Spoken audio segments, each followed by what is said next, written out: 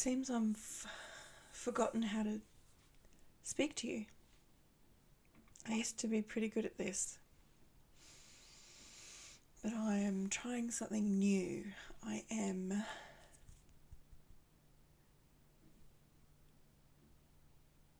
starting a part of a publishing project that I've never done before.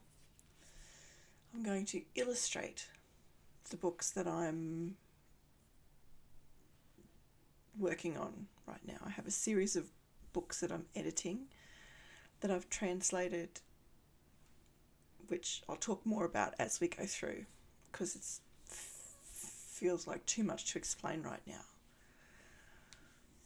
And I've been trying to work out what to do with this YouTube channel, and discovering a lot of things about myself, the way I think, the way my brain works lately, that explains so much of my life, and the way that my focus seems to flick around, or I go all the way into something that interests me or I get curious about, and then all of a sudden I'm like, well, that's enough. I know what I need to know now. And that's how I've always worked, and it seems to be effective. It's gotten me, I've learned a lot of stuff about a lot of stuff, which helps me do the things that I want to do. I don't even know if I'll leave that in the video, because I sound a bit all over the place, but I kind of am. And anyway, so I'm going to illustrate these books for publication. And I've never done that before. So that by itself feels like I'm exposing myself for a judgment. But you know what? Even as I say that, it's not quite true. It feels exciting and like it might be a lot of fun. And so what I want to do is take you with me on this, on the journey, rather than get to the end of the journey all by myself and try to tell you the whole story. And then, of course, by that stage, there'll be too much to tell, and so much that I will have forgotten about what happened along the way. And so if all this is like a diary of my own journey that I can look back on, that's pretty cool. But I know that for myself, these are the kinds of YouTube channels that I really enjoy, like have some being able to share in the successes and even failures and the pick yourself back up times that people go through when they're trying big things, like big things in their lives. Even small things can be big things. And so that's what I'm going to do. I'm going to record my art sessions as I create the illustrations. I'll talk about my motivations and how I've conceptualized and how I get to, well, I guess just the whole process.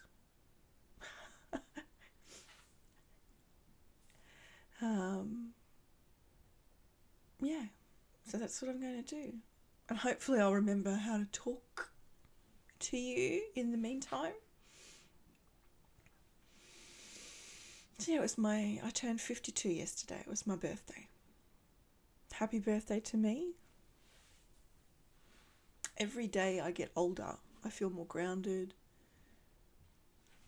and actually more able to be here without needing someone to tell me I'm allowed to be here. So I need less and less approval and permission and as, you know, every day I wake up. So yeah. So this video that I'm going to show you, this footage, is me flicking through some of the images that I've generated as reference material for the paintings or the... Well, I'd like to do paintings. I'm thinking that watercolor and pencil and a little bit of pen, maybe line, will be the images that I will be the illustrations. But I don't know, because every time I turn up to the page when I want to do a piece of art, it's different. I don't have a plan. It always works better if I don't have a detailed plan. Maybe I have some medium that I want to use, a certain kind of paint, or like I pick up my pen, but even that is really in the moment. So I think what I'll start with is these images, and let these images draw me to the medium that I need to use. I'd like to do lots of watercolor. I'm feeling very watercolory because there's so many deep shadows and layers, and I can really work from, like, either go in further, like tunnel in, or pull out these shadows. That feels more true, being able to go into the shadows and pull them out, like darken them, layer them. And I never expected to be a visual artist in a professional capacity. I'm a writer. I'm an author. I've published books before. I've written books. But this whole illustration it was not something I ever expected, but I'm excited about it. So let's see where it goes.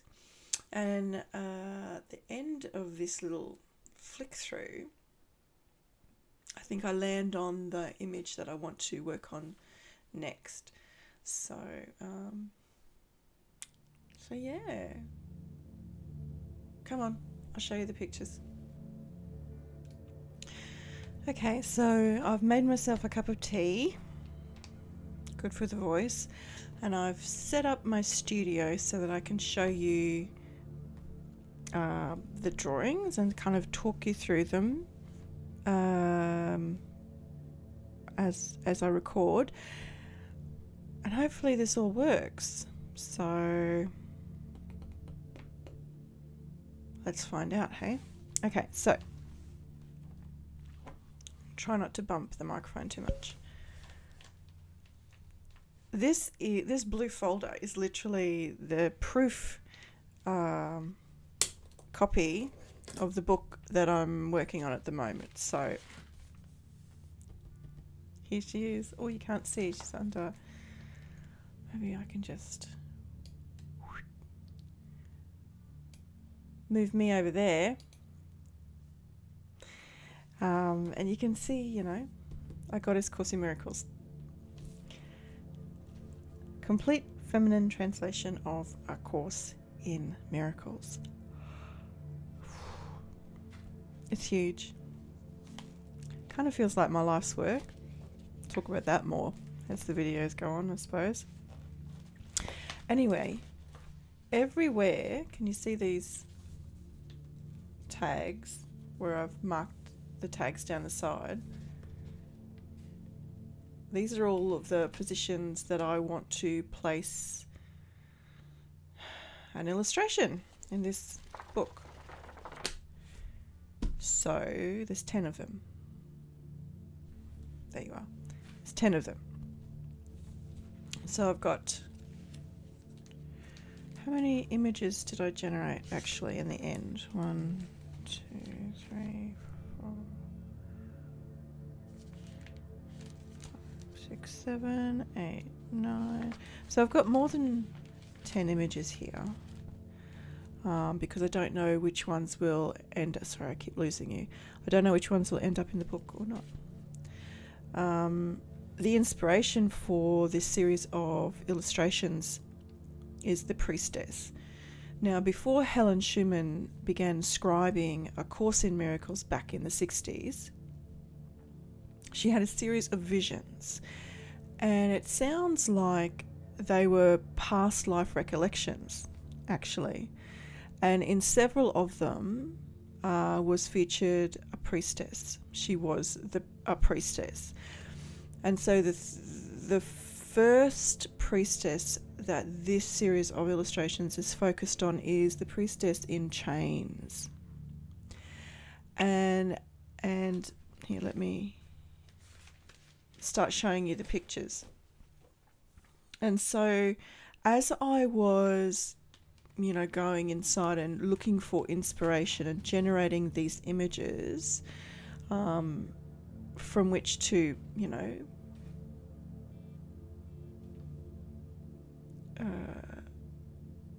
create the paintings,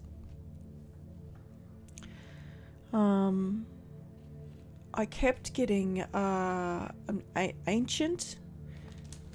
this ancient priestess, this hooded figure in chains in ruins, and a more modern image, a more modern woman.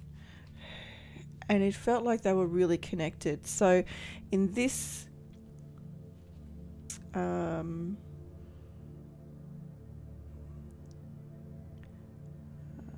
conceptualization, this woman is remembering this past life, I think. So as sort of that reflection of Helen's story. And as her visions progressed, she would see this figure, and her hands weren't actually chained. The chains weren't actually connected to anything, and they sort of began to drop away. And so I really, really like this one in particular, because she's not even bound. She's just waiting. She's waiting for me, waiting for you, waiting for the reader to notice and start exploring her own power. And so these essentially are the images that I've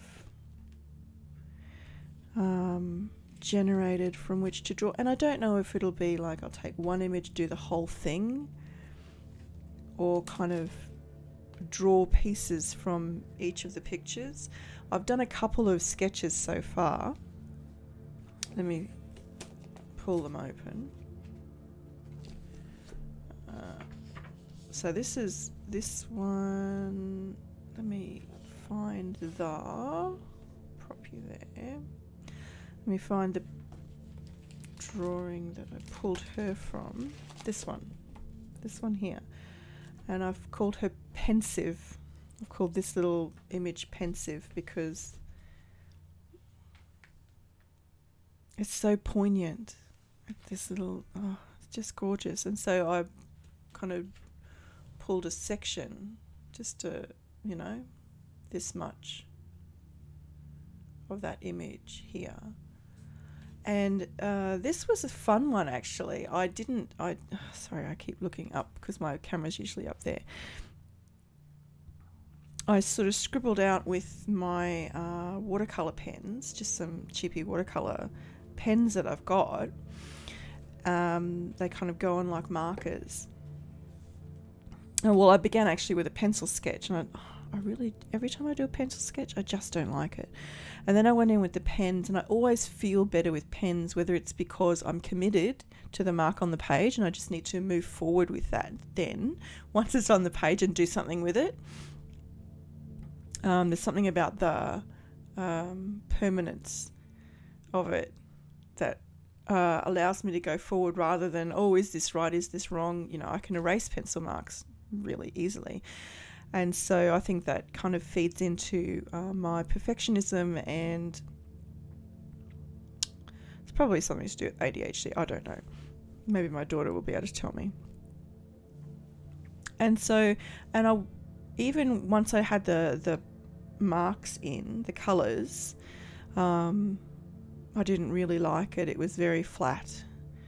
And then I remembered that they were watercolor pens and I could get a brush, load it up with water and start painting. And so that's what I did. And I really, really like this gritty kind of, it's taken this image which is quite soft and there's a real gentleness about it, and dug into the something beneath all of that softness. So I really like that. And then the other one that I've done, sorry if I'm bumping the microphone, let me find the picture that I drew. This next one came from this one. This one here. She's gorgeous, and she's just so intense. And this is what I drew from her. And I love it. I love the texture in the lines. And I don't think I've gone quite far enough.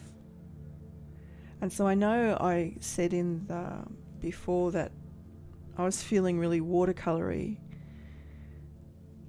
But I don't know that all of the illustrations in this book will match. They'll be from these images in this theme, but maybe some of them will be watercolor, some will be mixed media, some will be just pen and ink.